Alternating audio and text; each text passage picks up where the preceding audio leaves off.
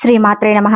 అందరికీ కూడా ఆ అమ్మవారి ఆశీస్సులు ఉండాలని మనస్ఫూర్తిగా తల్లిని వేడుకుంటూ ఈరోజు జ్యేష్ఠ మాసపు మంగళవారం హనుమంతుల వారికి ఎంతో ప్రీతికరమైనటువంటి ఈ రోజున స్వామివారి కథలను విని స్వామివారి అనుగ్రహాన్ని పొందుదాం. ఈ రోజు మనం తెలుసుకోబోయేటువంటి కథ ఏమిటి అంటే ఆంజనేయ స్వామి వారి తోకకు వేలాడేటువంటి గంట గురించి తప్పకుండా తెలుసుకోవాల్సినటువంటి కథ.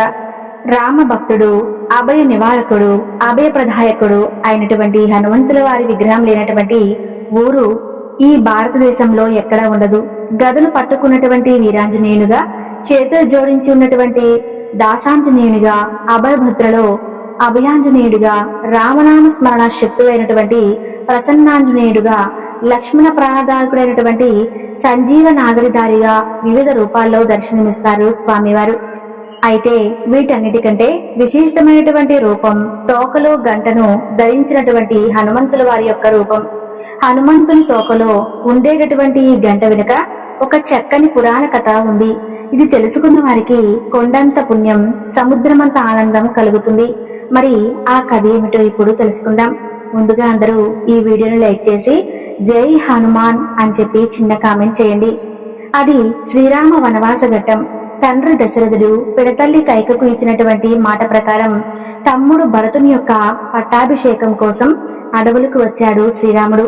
తోడుగా సీతమ్మ తల్లి ముల్లుల దర్శనాలతో, ఋషిపుంగువుల దివ్యోపదేశాలతో పచ్చ పచ్చని పరిసరాల్లో సాగుతూ ఉన్నటువంటి వనవాసంలో అనుకున్నటువంటి ఘటన అదే సీతమ్మ తల్లి అపహరణ.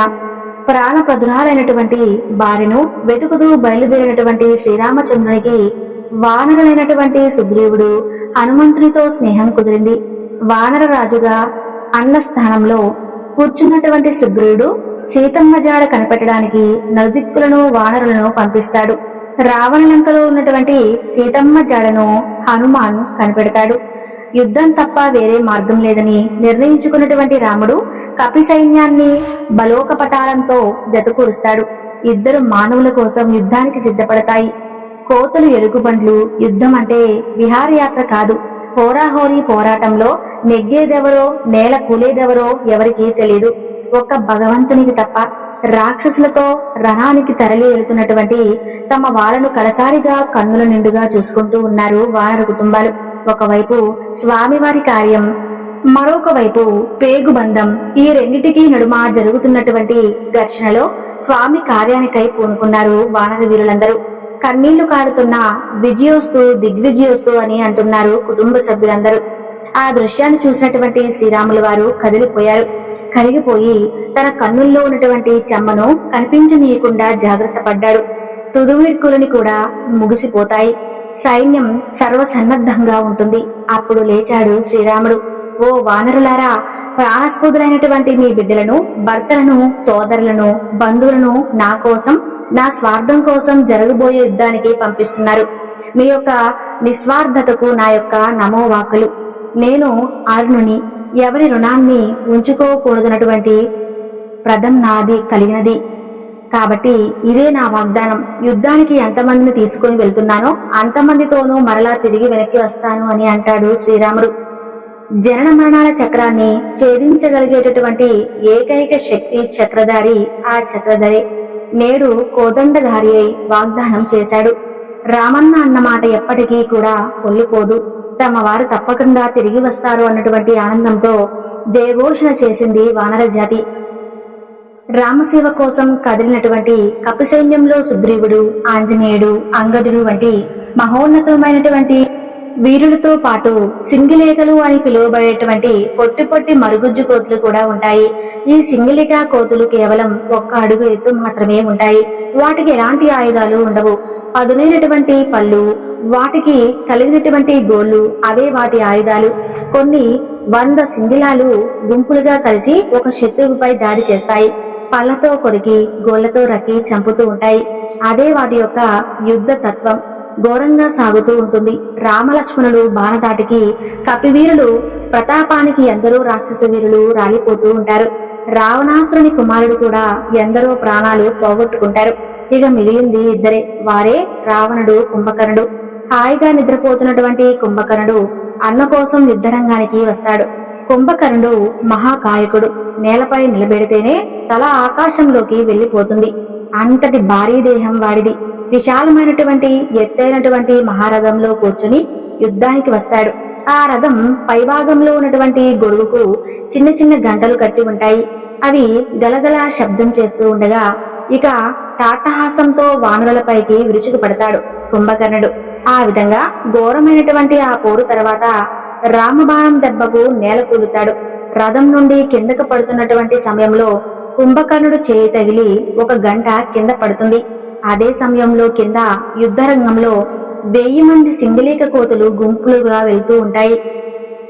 కుంభకర్ణుని రథం నుండి తగిలినటువంటి ఆ గంట వేగంగా వచ్చి నేరుగా ఆ కోతుల పైన పడుతుంది. గంటదేమో భారీ ఆకారం, కోతులేమో మరుగుజ్జు కోతులు. ఇంకేముంది, ఆ 1000 కోతులు గంట కింద ఇరుక్కుపోతాయి. చీకటి కమ్ముకుంటుంది. ఏ చప్పుడు వినపడకుండా పోతుంది. అంతే, ఆ బుల్లి కోతులకు భయం పట్టుకుంటుంది. అలా కొద్దిసేపు గడిచిన తర్వాత ఎవరూ తమ కోసం రాకపోవడంతో ఒక్కొక్క కోతి ఒక్కొక్క విధంగా మాట్లాడుకోసాగాయి. మనల్ని కాపాడటానికి ఎవరూ రాలేదు, చచ్చిపోతామేమో అని ఒక కోతి అంటుంది. మనం తప్పు చేశామని మరొక కోతి అంటుంది. అవును, మన రాజు మంత్రి ఇద్దరూ మూర్ఖులే, వాళ్ళను నమ్మి మనం మోసపోయామని ఇంకొక కోతి అంటుంది. అసలు రాముడు ఎవరు? అతనికి మనకు సంబంధం ఏంటి?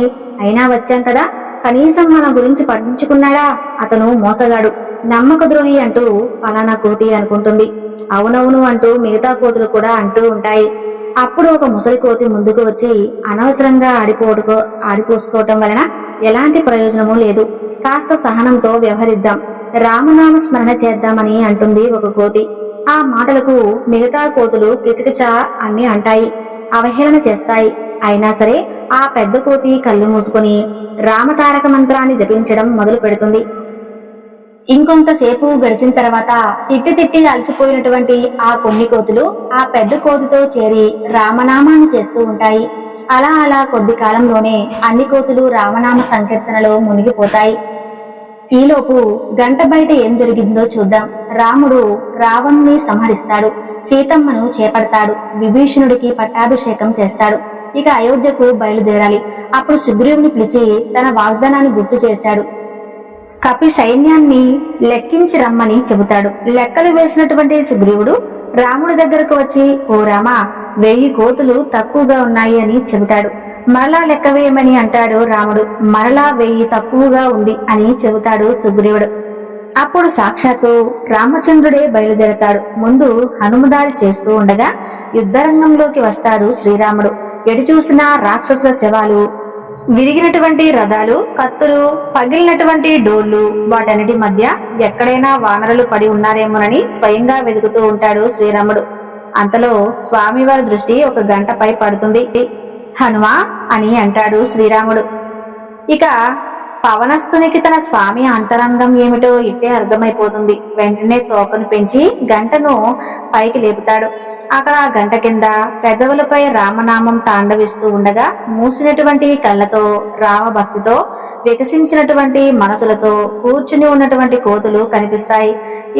సుగ్రీవుడు చకచక లెక్కలు వేస్తాడు. 1000 సింగలీక కోతులు లెక్క సరిపోతుంది. చుట్టూ ఉన్నటువంటి బాణరు సైన్యం పక్కబెట్టిన జై శ్రీరామ, జయ జయ రామ, జయ రఘురామ అంటూ జయఘోషణ చేస్తుంది. అప్పటి వరకు చీమ చిటుక్కుమన్నటువంటి శబ్దం కూడా వినటువంటి ఆ మరుగుజ్జు కోతులు అపారమైనటువంటి ఘనహోర తరంగ ఘోషలా వినబడినటువంటి ఆ జయ జయ ధ్వానాలను ఉలిక్కి పడతాయి. చటుక్కున కళ్ళు తెరుస్తాయి. చీకటికే అలవాటు పడిపోయినటువంటి కళ్ళతో దగదగా మెరుస్తూ ఉన్నటువంటి సూర్యకాంతిని చూడలేక కళ్ళకు చేతులను అడ్డు పెట్టుకుని నెమ్మదిగా చూడసాగాయి. అదిగో ఎదురుగా ఆజానుబాహుడు, అరవింద దళయాలక్షుడు, నిశాచార వినాశకుడు, కొత్త కోటికి శ్రీతకుడు అయినటువంటి శ్రీరామచంద్ర ప్రభు నిలబడి ఉంటాడు. ఇక అంతే, సింగలిక కోతులకు దిగ్భాంగం కలుగుతుంది. దిక్కులు తోచలేదు. ఏం చెయ్యాలన్నా కూడా ఆలోచన రాలేదు. వానర సైన్యం మరొక మారు జయఘోషం చేస్తుంది. జై శ్రీరామ్, జై శ్రీరామ్ అంటూ తెలుపుతుంది. అప్పుడు వాటికి అర్థమవుతుంది ఏం చేయాలో. వెంటనే ఇక వాటికి బోధపడుతుంది. రామపాదర విందాలపై పడతాయి ఆ బుల్లి కోతులన్నీ. రాముడు మోసగాడు అన్నటువంటి ఆ కోతిని, హనుమంతుడు బుద్ధిహీనుడు అన్నటువంటి ఆ కోతిని, తాకాయి రామస్వామి మృదుహస్తాలు ఎవరి వీక్షణం భవసాగరాన్ని తారణం చేస్తుందో అటువంటి రామవీక్షణం తారక మంత్రమే త్రోవ అన్నటువంటి పండుకోతుపై ప్రసరించాయి. ఆ విధంగా సింగలిక కోతులు జన్మాలన్నీ కూడా ధన్యమయ్యాయి. ఇప్పుడు రాముడి దృష్టి హనుమ వైపుకు మల్లుతుంది. ముగ్ధ మనోహరుడైన శ్రీరాముడు హనుమ రాముడు మాట తప్పడు అనడానికి ఉదాహరణగా నిలిచేటువంటి ఈ సింగలిక కోతుల కథను గుర్తుగా తోకతో గంటను కలిగినటువంటి మీ రూపాన్ని ఎవరు చేతులారా అర్చిస్తారో, మనసారా ప్రార్థిస్తారో, ఎవరైతే ఈ కథ గురించి వింటారో, వినిపిస్తారో వారికి నా అనుగ్రహం రెండింతలుగా లభిస్తుందని సాక్షాత్తు శ్రీరామచంద్రుడే వరమిచ్చాడు. వారంలో గంటను కలిగినటువంటి వానశ్రేష్ఠుని దర్శించేటప్పుడు, పూజించేటప్పుడు ఈ సింగళీ కథను గుర్తు చేసుకోవాలి. అలా గుర్తు చేసుకున్న వారికి హనుమంతుల వారి అనుగ్రహం సంపూర్ణంగా ఉంటుందట.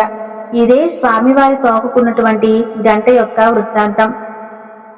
మనం ఏదైనా కానీ గొప్ప పనిని తలపెట్టాలన్నా, తలపెట్టినటువంటి పనిని పూర్తి చేయాలన్నా ఆ ఆంజనేయుడే ఆదర్శంగా నిలుస్తాడు. హనుమంతుడు అంత గొప్పవాడు కావటానికి కారణమైనటువంటి బ్రహ్మచర్య దీక్ష అని కూడా చెబుతారు. చూశారు కదండి హనుమంతుల వారి తోకకున్న గంటకున్న మహత్యాన్ని. ఈ కథను విన్నవారు తప్పకుండా జై హనుమాన్ అని కామెంట్ చేసి వీడియోని లైక్ చేయటం మాత్రం మర్చిపోకండి. సర్వేజన సుఖినో భవంతు.